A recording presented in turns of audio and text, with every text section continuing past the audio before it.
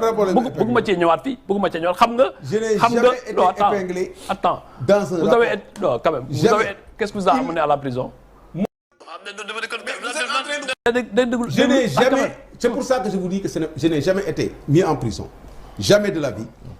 J'ai été à la douane. Ils ont organisé une cabale contre moi parce que j'étais. Cabale nga koy tuddee parce que c'est non. li nga tuddee cabale. Comment vous terminez? Ils ont fait toute une procédure. Ça s'est terminé par un non-lieu qui a été effacé et ils m'ont ramené. Ils m'ont proposé des procédures. Ils m'ont ramené même. J'ai été ici secrétaire général du ministère. Attends, mais xam nga doo déglu pourquoi vous ne voulez pas écouter? Attendez, ça c'est des pourquoi vous ne voulez pas Moi, écouter? je ne suis pas dans le foncier. Mais déglu-moi. Je ne suis pas un courtier dans le foncier qui demande 500 millions. Vous fâchez. Je ne me fâche pas. Vous fâchez pour rien du tout. Quand vous parlez avec moi. Je vous remercie. Écoutez, demandez il ne faut pas vous fâcher. Vous avez été épinglé ici. Ce n'est pas vrai.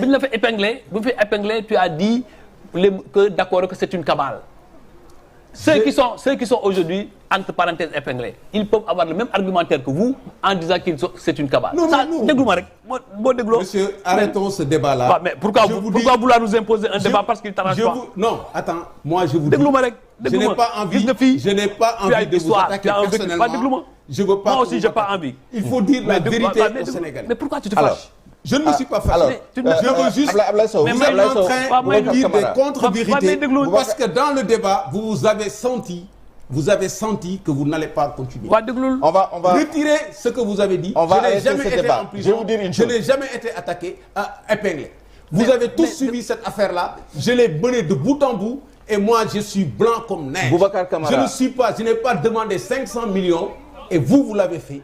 Vous avez demandé 500 millions. On vous a donné une avance de 100 millions pour des terrains que j'ai tout le dossier avec moi. On ne va pas lancer des accusations personnelles. Attendez, je viens de dire des choses très graves. Et je lui demande, et publiquement, si vous ne voulez pas, vous aurez une sommation. J'attends la sommation. Dès demain, parce que ça vous dit est très grave. J'attends la sommation. Revenons sur notre sujet. Déglu-moi. Sur cette question-là, je lui dis, et devant tous les Sénégalais, qui racontent des histoires. Et si vous avez cet élément-là, on vous a bien entendu.